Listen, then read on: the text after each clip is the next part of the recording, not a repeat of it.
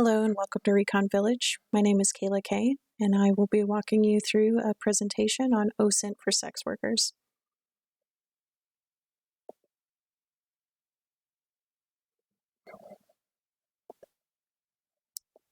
So, for starters, 2020 was a strange year. I have a lot of friends of friends who were looking for alternative ways to make money this year. So, obviously, bands took to Twitch to try to do socially distanced concerts. We had people trying to start a podcast, but overwhelmingly, the way that people found to make money was through OnlyFans or just for fans. So, as the person that people know who does security, a lot of people came to me and said, how can I stay safe and anonymous?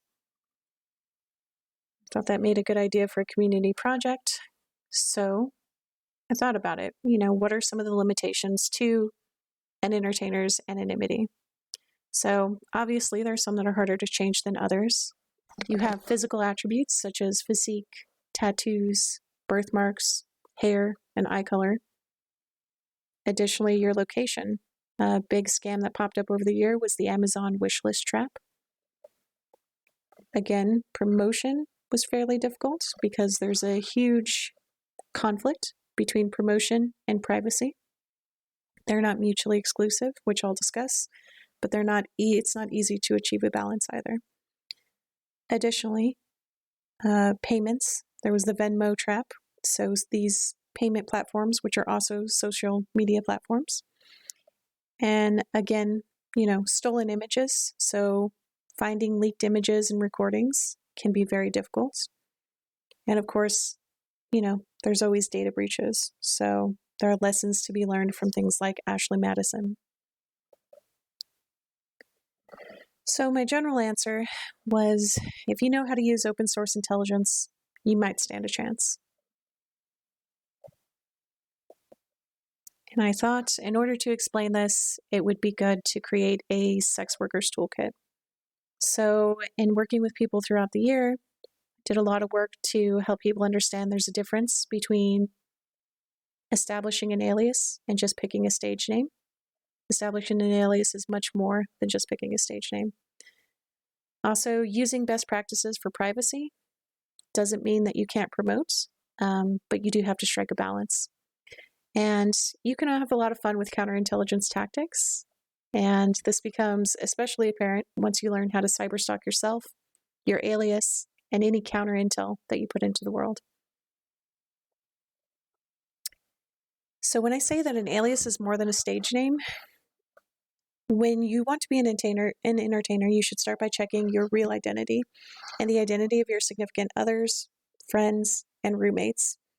I usually recommend starting with that'sthem.com. A lot of the services to do this within the OSINT framework have turned into paid-for services, but I wanted to make sure that anything that I talked about within the Sex Workers Toolkit was free and available to individuals at no cost. So, if you were to use that tool, you'll likely be dismayed, to be honest. You're going to be disappointed because you're likely to find your home address, your phone number, your email address, and social media, not just your own, but of anyone who's been physically close to you. So this is problematic because the process of cyberstalking in a world with social media isn't just about you, it's about everyone who's physically in your orbit or in your orbit online as well. So in order to break this out further, when you're establishing an alias, you want to get a dedicated business phone. There can be no overlap in your phone contacts or your search history.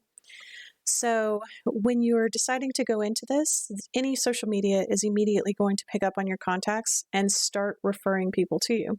That's very problematic if you're trying to have a hidden profile, if you're trying to maintain some anonymity in the world, or at least keep some privacy from certain people who would normally be on your Facebook, Instagram, Twitter account.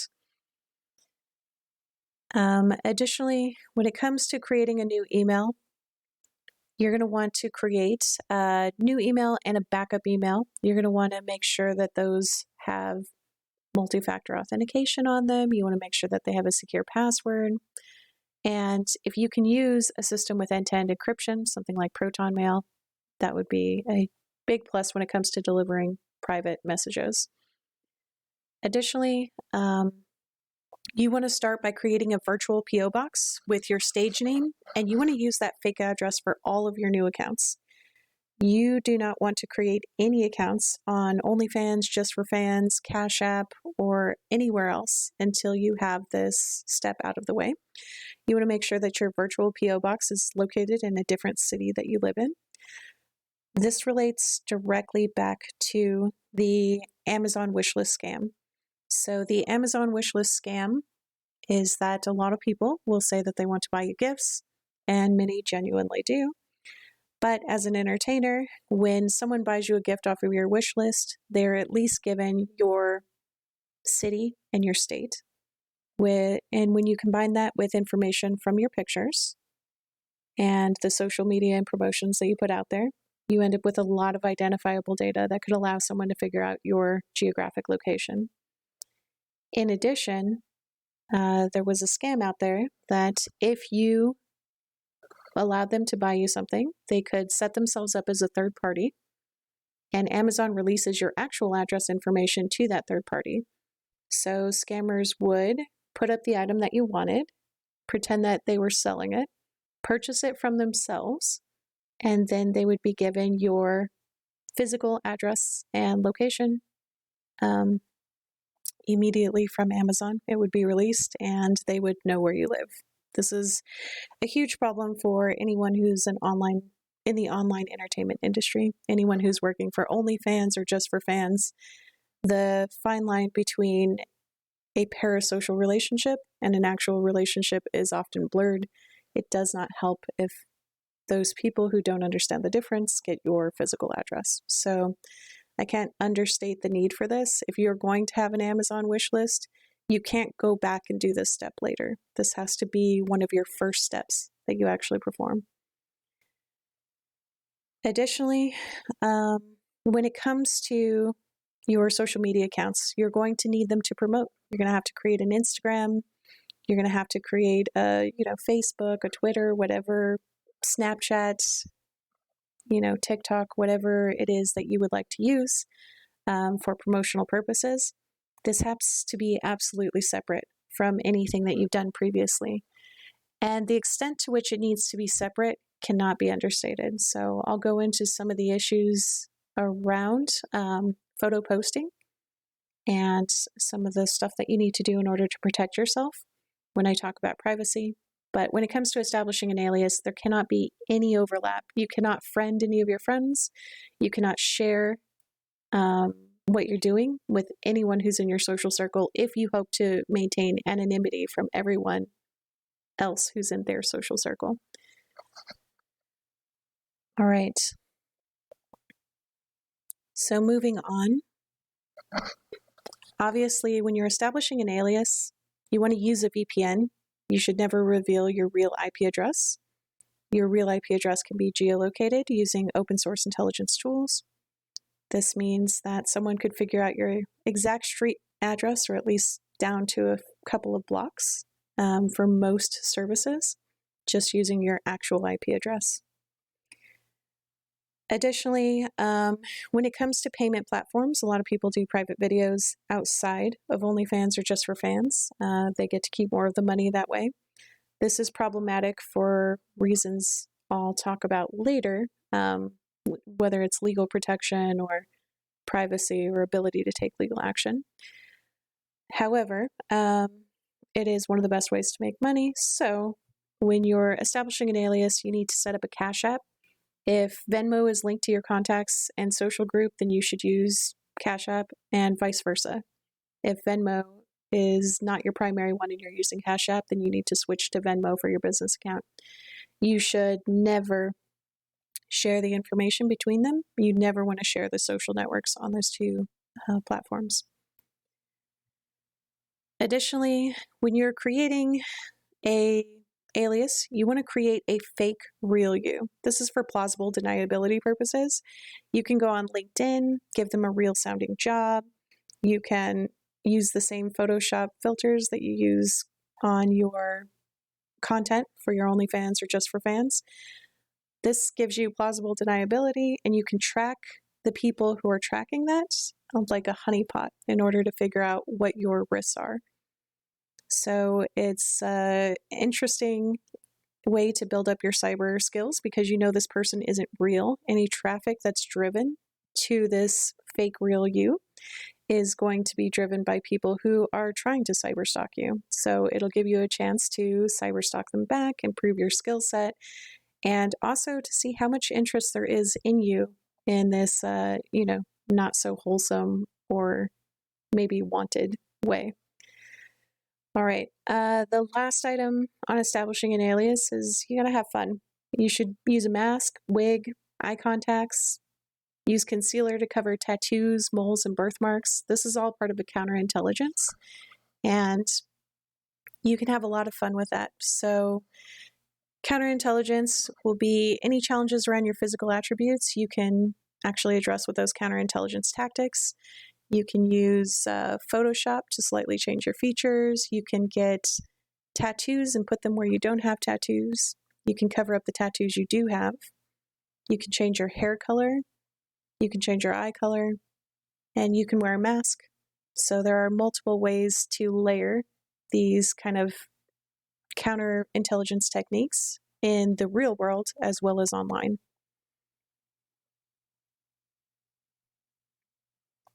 So when it comes to using best practices for privacy, this is a multi-part issue. So privacy and promotion are at odds with each other in concept. So conceptually, there's some real problems there, but in practice, some privacy practices are essential to your safety as an entertainer.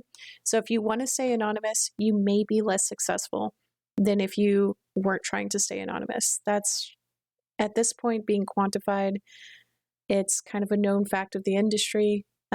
There are phenomenal exceptions, but for the most part, the more private you are, the less promoted you are, and therefore less accessible, and you may not get as big of a following. But if you're interested in striking a balance between privacy and promotion, there are things that you can do. So removing the permissions from your social media apps on your phone, on your business phone, and making sure to never share your location is extremely important. So I have an example here of geocreepy.com. You can go and view all of the locations ever associated with someone's social media accounts. And in pulling that up, obviously that gives an attacker an entire list of places to meet you naturally, which is could be unwanted.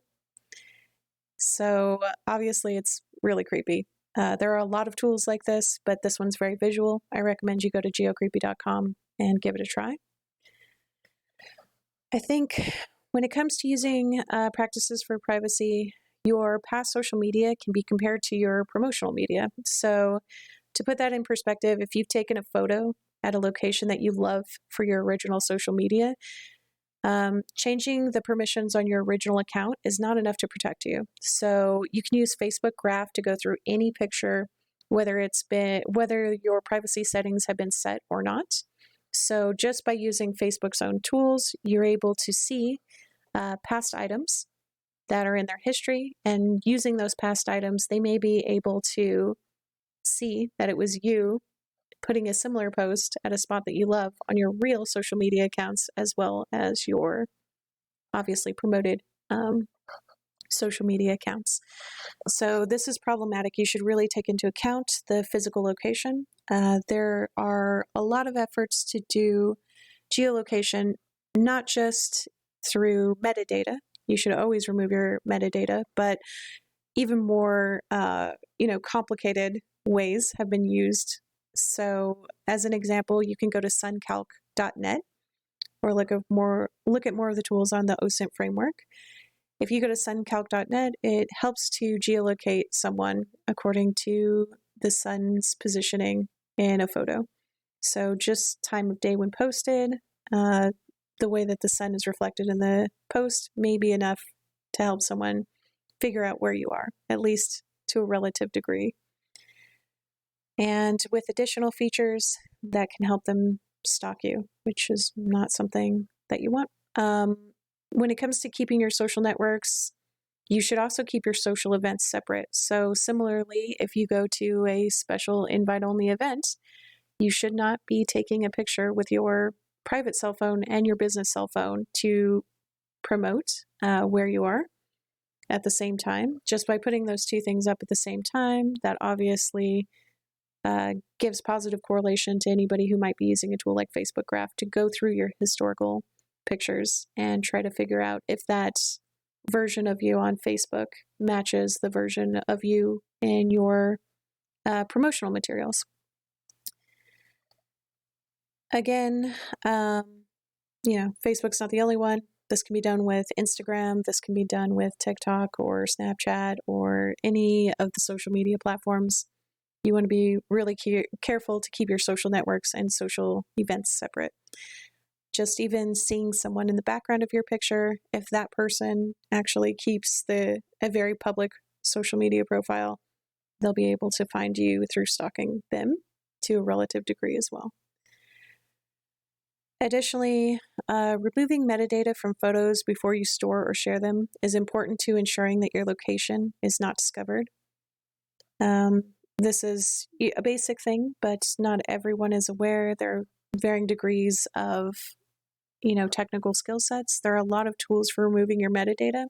I will say the one thing that seemed to be the most common mistake in sharing metadata was not removing the metadata before it was stored. So if your iCloud account was breached, then they could get all of your pictures, which included metadata.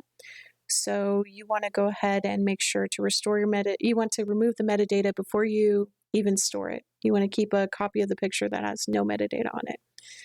Additionally, a lot of services remove it, but wherever you store it, it can be stolen from that location. So you want to make sure that you're scrubbing it as soon as the photo is taken.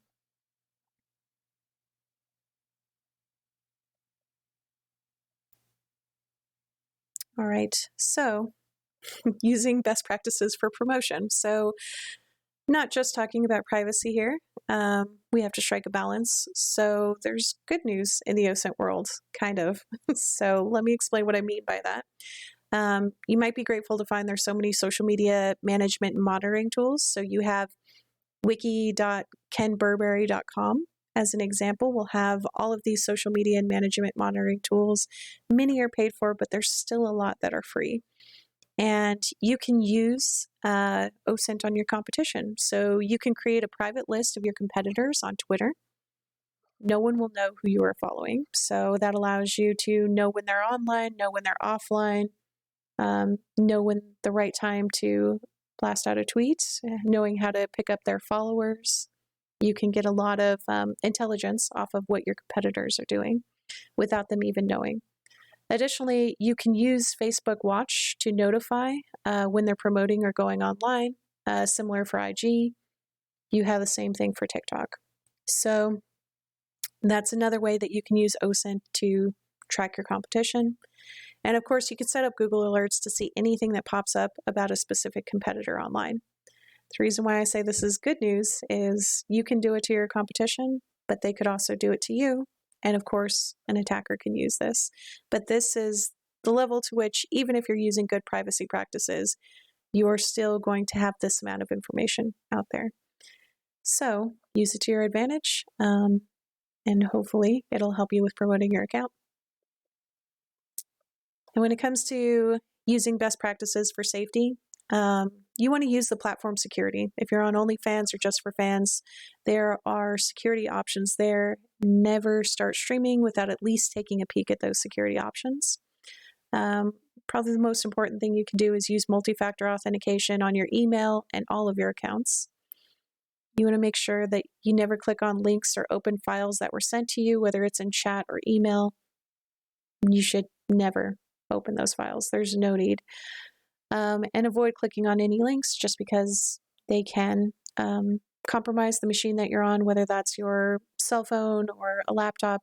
So you want to be very careful when you're doing that. Additionally, platforms like OnlyFans and Just for Fans tie your real identity to your alias. and there's nothing you can do other than contact them and ask that they increase their security efforts. So unfortunately, this is the part where I said, if you know OSINT, then maybe you stand a chance. Even if you were to do everything right and be very good at what you're doing, you're still at the mercy of your payment platform, and you're at the mercy of these platforms that host your content to ensure that they're actually taking steps to protect your privacy and your safety.